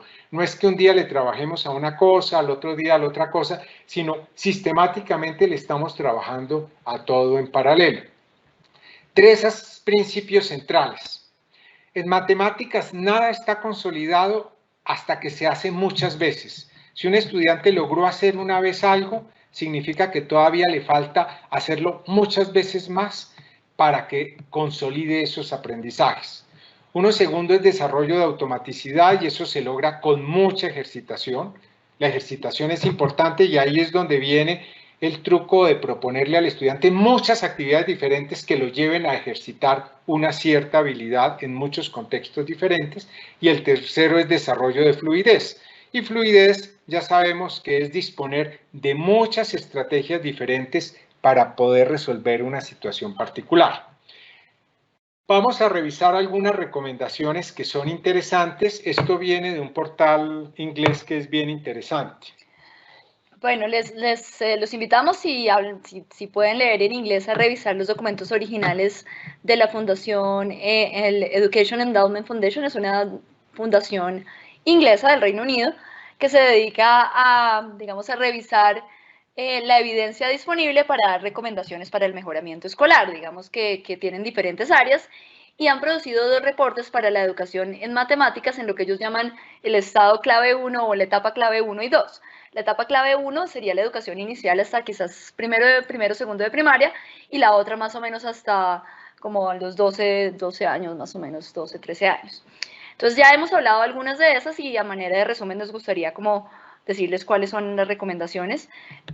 No vamos a entrar en el detalle de todas porque son bastantes, pero si después quieren leer, los documentos se pueden descargar libremente. La primera, hablamos de usar manipulativos y diferentes representaciones. Sobre eso pues hemos hablado bastante. Lo otro tiene que ver con la evaluación constante e ir construyendo sobre lo que se ha aprendido. Algunas de las preguntas que hacían en el chat tenían que ver con qué hacemos con los estudiantes que llegan a secundaria y tienen problemas en las operaciones básicas, o qué hacemos con los que llegan a cuarto y quinto y todavía tienen problemas con la suma. Pues es parte de esta situación de no podemos ir avanzando si no logramos los aprendizajes previos en esa escalera que mostramos en algún ejemplo. Eso pasa para cualquiera de los conocimientos matemáticos. El otro que hablamos es enseñar estrategias para resolver problemas de forma explícita, con razonamiento sobre qué se hizo, por qué se hizo, si hay otras formas de hacerlo, cuál sería una mejor solución. La cuarta recomendación, y esta es súper importante, es dar el apoyo necesario para que todos aprendan matemáticas. En cualquier aula habrá estudiantes que tienen un desempeño mejor que el promedio, habrá estudiantes que tienen desempeño promedio y habrá estudiantes que quizás tienen desempeños más bajos al promedio. El problema es que si uno tiene la urgencia de seguir cubriendo el programa, como hablábamos al comienzo, esos estudiantes que están por debajo del promedio se van a ir atrasando cada vez más, un poco como el efecto Mateo que nos mostraba Mauricio al comienzo, y esos son los estudiantes que vienen arrastrando dificultades cada vez en cada año, y son los que llegan a séptimo y el profesor de séptimo dice, pero ¿cómo así que usted no sabe sumar fracciones? O no entiende realmente qué es una fracción. Finalmente eso es fruto de no haber recibido el apoyo necesario, y en esto pues es importante que nos enfoquemos en estos estudiantes que tienen dificultad, que les demos una retroalimentación efectiva, que les demos estrategias específicas para apoyarlos, que podamos identificar realmente qué es lo que les cuesta trabajo, que no sea como en mi época que decían que uno no aprendiera porque era vago, sino que realmente sepamos cuál es la razón que está haciendo difícil las matemáticas para ese niño o para ese niño. Desarrollar autonomía y motivación. Pues hablamos un poquito de eso. La idea es que los niños disfruten aprender matemáticas, y lo hemos visto. Creo que cuando se hacen las estrategias apropiadas, los niños realmente, como decimos en Colombia, se gozan la clase de matemáticas, al punto que hemos visto niños pidiendo que por favor hagan más matemáticas. Y bueno, la sexta es especialmente para los primeros años, y no sé si es el caso en Ecuador, pero a veces en el preescolar y en los primeros años se tiende a dar muy poco tiempo a las matemáticas. Y el punto es que pues para aprender algo que no es sencillo, que implica un esfuerzo cognitivo, hay que dedicarle tiempo. La recomendación es que es mejor con frecuencia poco que mucho, pero espaciado. Entonces en lugar de un bloque cada semana, es mejor 20 o 30 minutos cada día para ir reforzando y conectando las matemáticas con otras áreas. Bueno, en este punto vamos a terminar. Hemos tenido algunos problemas con el chat de preguntas porque por alguna razón el computador que teníamos para eso se desconectó y no fue posible reconectarlo. Entonces nos han ido pasando algunas de las preguntas por otro medio. Entonces estamos un poco limitados en el tema. De nuevo les dejo la parte que hay acá, y es este QR que les permite a ustedes bajar el material completo con algunas cosas complementarias. De todas formas vamos a pasar esto para que lo tenga igualmente el Ministerio de Educación y se los pueda distribuir, pues para que tengan acceso a todo este material en lo que les pueda servir. Lo otro que quisiéramos pedirles es que antes de irse nos completen una encuesta que en un momento se las vamos a presentar, en la cual simplemente van a dar una opinión sobre el evento, las cosas que les gustaría conocer de más. Esa parte se las voy a poner ahora, es el enlace que se encuentra allí. Y pues en este momento no tenemos realmente más preguntas disponibles. Estoy seguro, bueno, entre las que vimos, algunas hablan de bachillerato. Acá nos enfocamos mucho en la educación inicial y primaria, que es la base de todo el tema, y todo lo que viene en secundaria va a funcionar bien en la medida que esto esté sólidamente montado. Para secundaria las estrategias cambian un poco porque pues los niveles de complejidad que se van abordando son mayores. Sin embargo, el tema de manipulación y muchos de estos principios siguen siendo plenamente válidos. Eso es bien importante. Habría que dedicar otra charla diferente para enfocarnos en los temas de secundaria, pero es básicamente por ahora lo que teníamos previsto para estas 2 horas, que en este momento de hecho estamos ya llegando al límite del tiempo. Entonces ya les cedemos la palabra a nuestros invitantes del Ministerio de Educación de Ecuador, y realmente muchas gracias por la atención. Vimos que se mantuvieron prácticamente todos durante todo este tiempo, y pues cualquier inquietud por intermedio de las organizaciones que nos convocaron pueden accedernos y contactarnos. Muchísimas gracias. Muchas gracias, Mauricio. Muchas gracias, Margarita. Realmente siempre es una riqueza muy grande el poder escucharles y sobre todo tener estos recursos para los docentes, que yo creo que es de gran ayuda para sus clases y para poder seguir transmitiendo conocimientos a los estudiantes. Todos los materiales nosotros sí estamos recopilando. Estamos igual publicando los videos en la página web del Ministerio Me Capacito. También les haremos llegar esto para que ustedes puedan compartir a través de sus canales oficiales. Y bueno, queda pendiente solo un seminario más, un webinar más, que sería ya el 4º de esta serie que hemos organizado. Gracias por toda la colaboración y hasta una próxima ocasión.